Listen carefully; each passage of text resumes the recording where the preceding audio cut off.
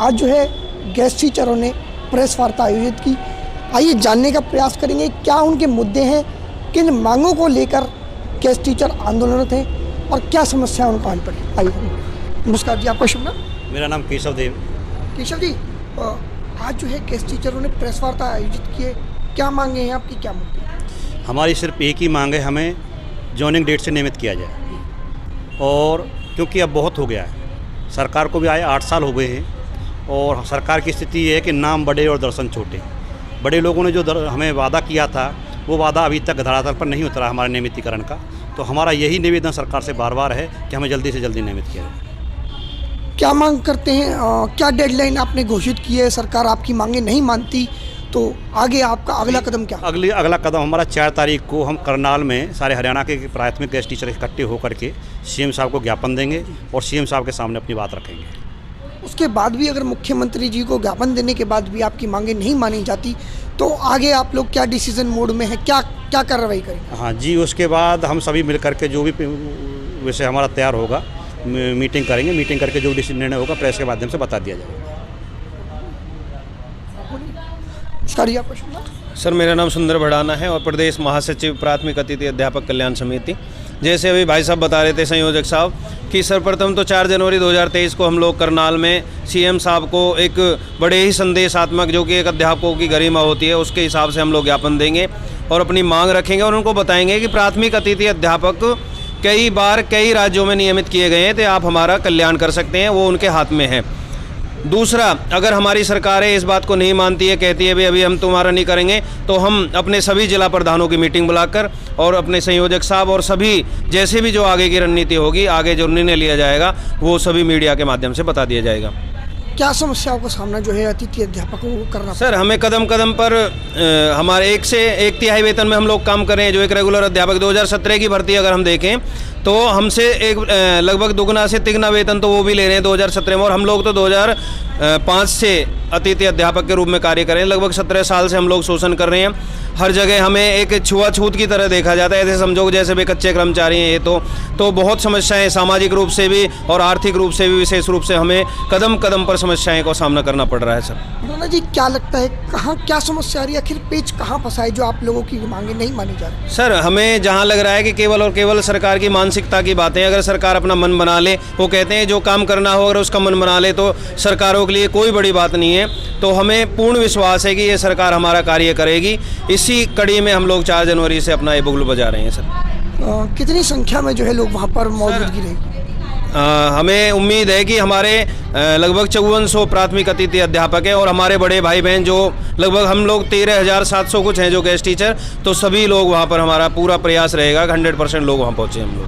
सुंदर जी, 2023 का आगाज़ हो चुका है, चुनावी साल आने वाला है 2024। क्या कहेंगे? गेस्ट टीचर लगातार आंदोलनरत हैं, आपकी मांगे नहीं मानी जाती तो क्या वही गेस्ट टीचर जो कहते हैं कि सरकार को लाने में हमारा साथ रहा, क्या वही गेस्ट टीचर सरकार का विरोध भी करेंगे? बिल्कुल सर, बिल्कुल। ये तो वो कहते हैं कि अपना भला तो ज़रूर हर आदमी देखता है।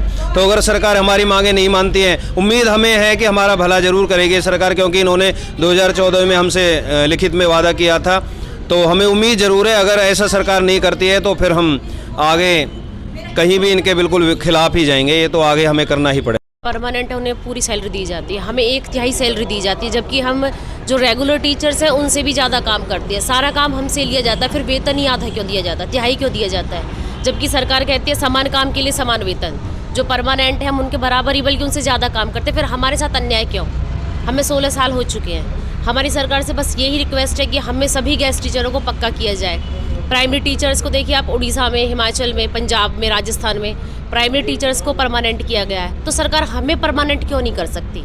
सरकार से यही अनुरोध है हमारा कि हम प्राइमरी टीचरों को परमानेंट किया। आप एक महिला हैं और सरकार महिला सशक्तिकरण का नारा देती है, महिला सशक्तिकरण की बात करती है, पंचायत की बात हो, कहीं भी महिला होने के नाते क्या महसूस कर रहे हैं? सर, बहुत बुरा महसूस होता है ये, क्योंकि जहाँ सरकार बेटी बचाओ बेटी पढ़ाओ करती है, अब ये बताओ जो पढ़ी लिखी बेटी है वो सड़कों पे बैठी हैं। हम लोग पहले भी 2014 में भी दिल्ली में अनशन पे बैठे थे, जब कहाँ गई थी ये सरकार? जब तो सरकार आई भी नहीं थी। सरकार ने हमसे कहा था कि अगर हम सत्ता में आते हैं तो आपको एक कलम से, रामविलास शर्मा जी ने कहा था आपको एक कलम से पक्का किया जाएगा। अब इतने साल हो चुके हैं, सरकार हमारे लिए कुछ भी नहीं कर रही। परमानेंट को सारी सुविधाएं दी जाती हैं, हमें कुछ भी नहीं दिया जाता, बल्कि सैलरी भी 1/3 दी जाती है। बेटी का ऐसा शोषण क्यों? अगर बेटी को पढ़ाना है, बेटी नौकरी में है, तो उसे परमानेंट कीजिए ना। आदर और सम्मान के योग सभी पत्रकार बंधुओं, आपका हृदय की गहराइयों से मैं स्वागत करता हूं। आज हमारा गेस्ट टीचर जिसे 17 साल हो चुके हैं, बहुत ही दयनीय स्थिति में 1/3 वेतन पर हरियाणा में काम कर रहा है, जिसने पिछले 17 सालों से लगभग 50,000 नियमित कर्मचारी अपने विभाग में लगवाए हैं, जिसकी मेहनत का बार बार सरकारें प्रशंसा कर चुकी हैं। साथियों, हमारी दुर्दशा, हमारा शोषण आज इस स्तर तक पहुंच चुका है कि उसको ना कोई सुनने वाला है और ना ही उसके समाधान का कोई रास्ता दिखाई दे रहा है। 8 साल पहले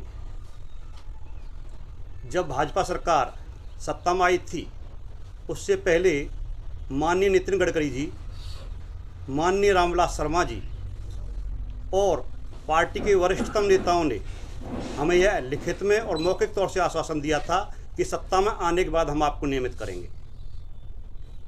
परंतु 8 साल के बाद, 8 साल बहुत होते हैं किसी राजनीतिक पार्टी के लिए, किसी नेता के लिए,